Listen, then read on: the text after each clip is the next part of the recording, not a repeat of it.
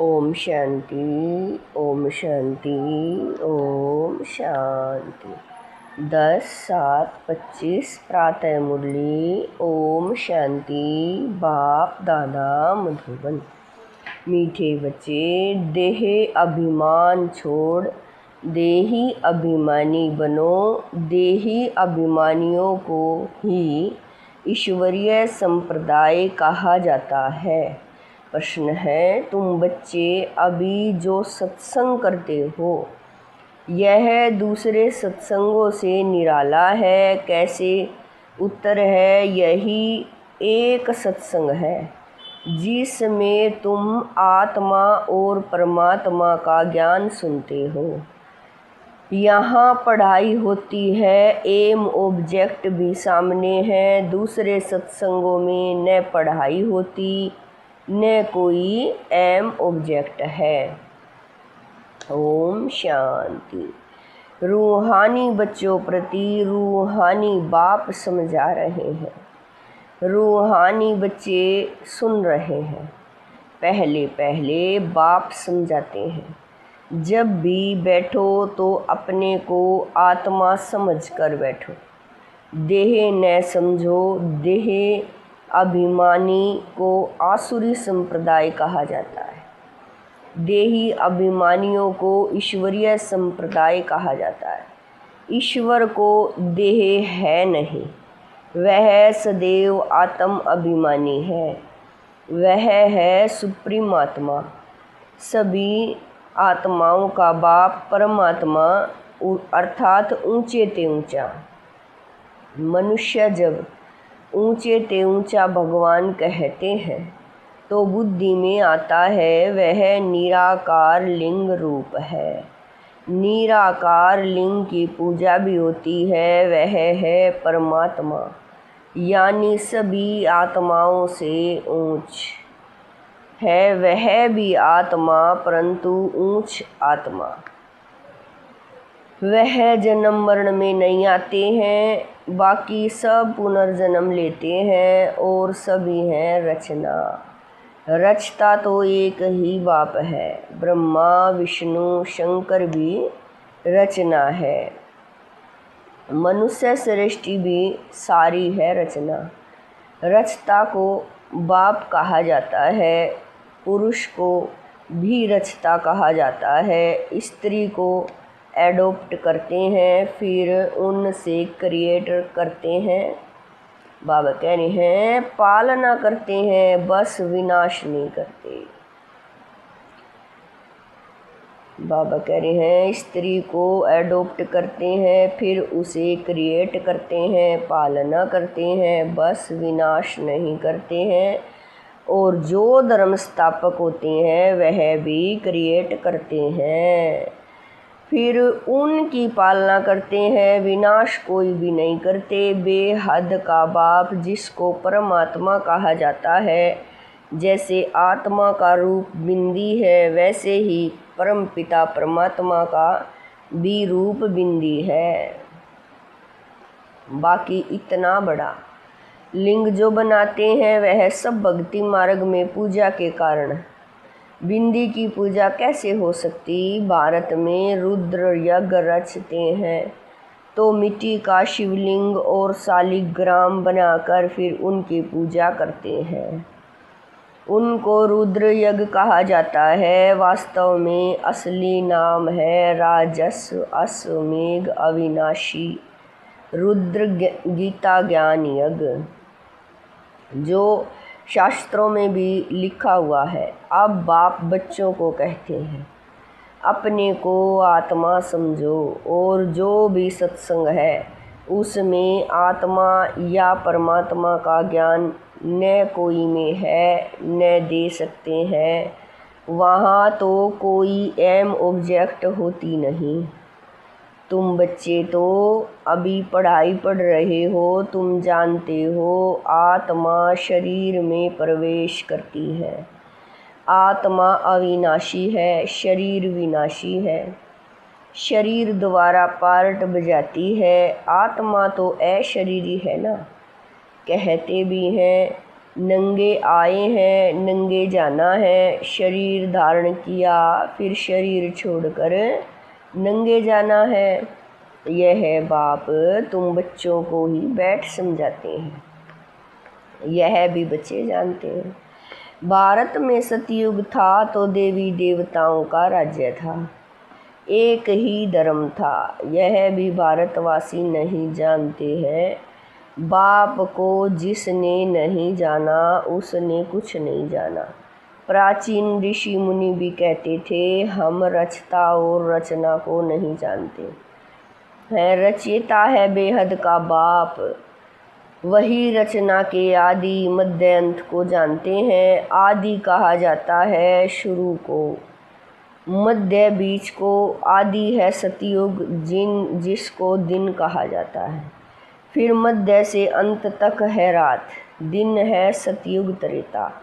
स्वर्ग है wonder of world, Bharat ही स्वर्ग था जिसमें लक्ष्मी नारायण राज्य करते थे। यह भारतवासी नहीं जानते हैं। बाप अभी स्वर्ग की स्थापना कर रहे हैं। बाप कहते हैं तुम अपने को आत्मा समझो, हम फर्स्ट क्लास आत्मा हैं। इस समय मनुष्य मात्र सब देह अभिमानी है। बाप आत्म अभिमानी बनाते हैं। आत्मा क्या चीज़ है यह भी बाप बतलाते हैं। मनुष्य कुछ भी नहीं जानते बल्कि कहते भी हैं। भ्रुकुटी के बीच चमकता है अजब सितारा, परंतु वह क्या है, कैसे उसमें पार्ट भरा हुआ है, वह कुछ भी नहीं जानते। अभी तुमको बाप ने समझाया है, तुम भारतवासियों को 84 जन्मों का पार्ट बजाना होता है। भारत ही ऊंच खंड है, जो भी मनुष्य मात्र है उनका यह तीर्थ है।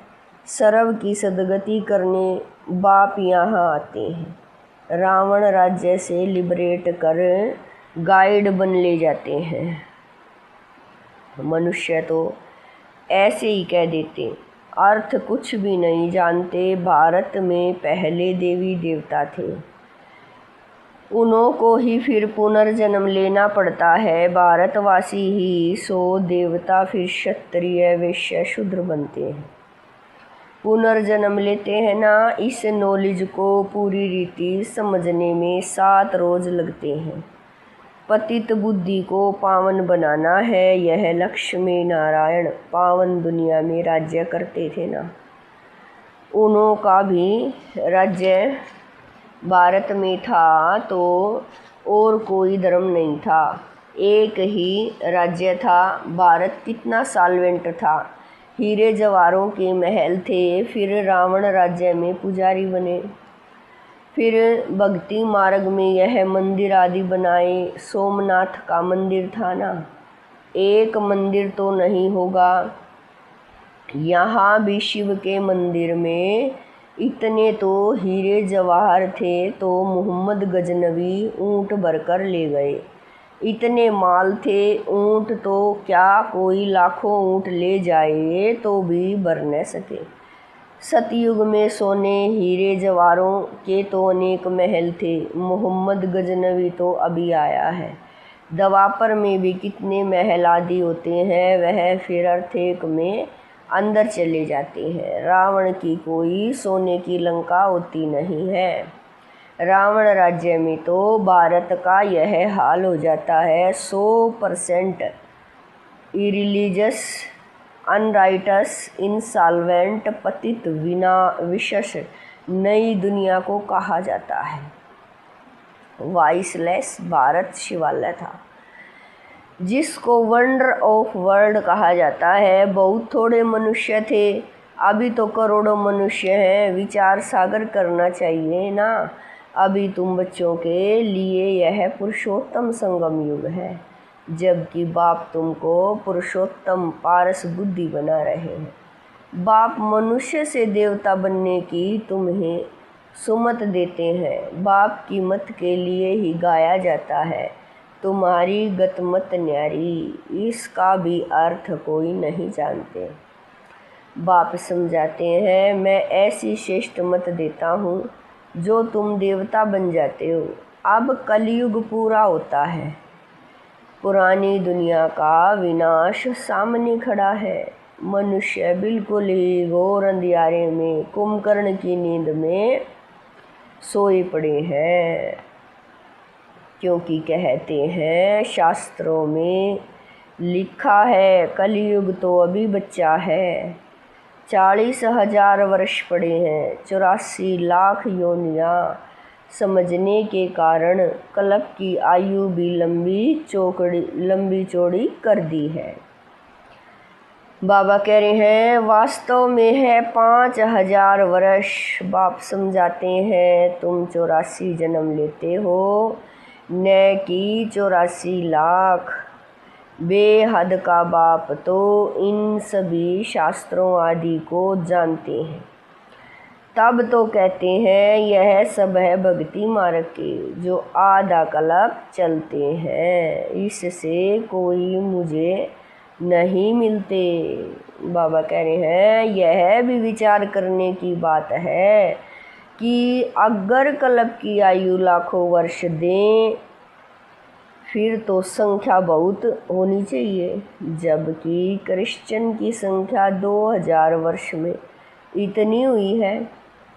बाबा कह रहे हैं भारत का असूल धर्म देवी देवता धर्म है, वह चला आना चाहिए, परंतु आदि सनातन देवी देवता धर्म को भूल जाने कारण हम देते हमारा हिंदू धर्म है। बाबा कह रहे हैं हम कह देते हमारा हिंदू धर्म है, हिंदू धर्म तो होता ही नहीं। भारत कितना ऊंच था, आदि सनातन देवी देवता धर्म था तो विष्णुपुरी थी, अब है रावणपुरी। वही देवी देवताएं 84 जन्म के बाद क्या बन गए हैं। देवताओं को वाइसलेस समझ, अपने को विशेष समझ उन्हों की पूजा करते हैं। सतयुग में भारत वाइसलेस था, नई दुनिया थी जिसको नया भारत कहते हैं। यह है पुराना भारत। नया भारत क्या था, पुराना भारत क्या है। नई दुनिया में भारत ही नया था, अब पुरानी दुनिया में भारत भी पुराना है। क्या गति हो गई है। भारत ही स्वर्ग था, अभी नरक है। भारत मोस्ट सॉल्वेंट था, भारत ही मोस्ट इनसॉल्वेंट है। सब से भीख मांग रहे हैं, प्रजा से भी भीख मांगते हैं। यह तो समझ की बात है ना। आज के देह अभिमानी मनुष्यों को थोड़ा पैसा मिला तो समझते हैं हम तो स्वर्ग में बैठे हैं। सुख धाम स्वर्ग को बिल्कुल जानते नहीं, क्योंकि पत्थर बुद्धि हैं। आप उन्हें पारस बुद्धि बनाने के लिए 7 रोज की भट्ठी में बिठाओ, क्योंकि पतित है ना। पतित को यहाँ तो बिठा नहीं सकते, यहाँ पावन ही रह सकते, पतित को अलाउ नहीं कर सकते। तुम अभी पुरुषोत्तम संगम युग पर बैठे हो, जानते हो बाबा हमको ऐसा पुरुषोत्तम बनाते हैं। यह सच्ची सत्यनारायण की कथा है। बाबा कह रहे हैं सत्य बाप तुमको नर से नारायण बनाने का राजयोग सिखला रहे हैं। ज्ञान सिर्फ एक बाप के पास है, जिसको ज्ञान का सागर कहा जाता है, शांति का सागर, पवित्रता का सागर। यह उस एक की ही महिमा है, दूसरे कोई की महिमा हो नहीं सकती। देवताओं की महिमा अलग है, परमपिता परमात्मा शिव की महिमा अलग है। वह है बाप, श्री कृष्ण है देवता। सूर्यवंशी सो चंद्रवंशी सो वैष्णववंशी। बाबा कह रहे हैं सूर्यवंशी सो चंद्रवंशी सो वैश्यवंशी। मनुष्य सो का अर्थ भी समझते नहीं। हम आत्मा सो परमात्मा कह देते हैं, कितना रोंग है। अभी तुम समझते हो कि भारत की चढ़ती कला और उतरती कला कैसे होती है। यह है ज्ञान, वह सब है भक्ति। सतयुग में सब पावन थे, राजा रानी का राज्य चलता था। वहाँ वजीर भी नहीं होता है, क्योंकि राजा रानी खुद ही मालिक है, बाप से वर्षा लिया हुआ है, उनमें अकल है। लक्ष्मी नारायण को कोई के राय लेने की दरकार नहीं। बाबा कह रहे हैं लक्ष्मी नारायण को कोई के राय लेने की दरकार नहीं है, वहाँ वजीर होते नहीं। भारत जैसा पवित्र देश कोई था नहीं, महान पवित्र देश था, नाम ही था स्वर्ग। अभी है नरक, नरक से फिर स्वर्ग बाप ही बनाएंगे। अच्छा, मीठे मीठे शकीलदे बच्चों प्रति माता पिता बाप दादा का याद प्यार और गुड मॉर्निंग। रूहानी बाप की रूहानी बच्चों को नमस्ते। हम रूहानी बच्चों की रूहानी माता पिता बाप दादा को दिलवा जान शिकवा प्रेम से याद प्यार गुड मॉर्निंग नमस्ते। ओम शांति। मेरे बाबा, मीठे बाबा, प्यारे बाबा, लाख लाख शुक्रिया मेरे बाबा। धारणा के लिए मुख्य सार है। नंबर 1, एक बाप की सुमत पर चलकर मनुष्य से देवता बनना है। इस सुहावने संगम पर स्वयं को पुरुषोत्तम, बाबा कह रहे हैं इस सुहावने संगम युग पर स्वयं को पुरुषोत्तम पारस बुद्धि बनाना है। नंबर 2, 7 रोज की भट्ठी में बैठ पतित बुद्धि को पावन बुद्धि बनाना है। सत्य बाप से सत्य नारायण की सच्ची कथा सुन नर से नारायण बनना है। वरदान है, हर खजाने को बाप के डायरेक्शन प्रमाण कार्य में लगाने वाले ऑनेस्ट व ईमानदार भव। वरदान है, हर खजाने को बाप के डायरेक्शन प्रमाण कार्य में लगाने वाले ऑनेस्ट व ईमानदार भव। ऑनेस्ट अर्थात ईमानदार उसे कहा जाता है जो बाप के प्राप्त खजानों को बाप के डायरेक्शन बिना किसी भी कार्य में नहीं लगाए। अगर समय वाणी कर्म श्वास व संकल्प पर मत या संग दोष में व्यर्थ तरफ गवाते हो, स्व चिंतन के बजाय पर चिंतन करते हो, सम्मान की बजाय किसी भी प्रकार के अभिमान में आते हो, श्रीमत के बदले मनमत के आधार पर चलते हो, तो ऑनेस्ट नहीं कहेंगे। यह सब खजाने विश्व कल्याण के लिए मिले हैं, तो उसी में ही लगाना, यही है ऑनेस्ट बनना। स्लोगन है, अपोजिशन माया से करनी है, दैवी परिवार से नहीं। स्लोगन है, अपोजिशन माया से करनी है, दैवी परिवार से नहीं। अव्यक्त इशारे संकल्पों की शक्ति जमा कर श्रेष्ठ सेवा के निमित्त बनो। सभी आत्माएं एक ही बेहद का परिवार है। अपने परिवार की कोई भी आत्मा वरदान से वंचित न रह जाए, ऐसे उमंग उत्साह का श्रेष्ठ संकल्प दिल में सदा रहे। अपनी प्रवृत्तियों में ही बिजी नहीं रहना है, बेहद की स्टेज पर स्थित हो, बेहद की आत्माओं की सेवा का श्रेष्ठ संकल्प करो, यही सफलता का सहज साधन है। ओम शांति।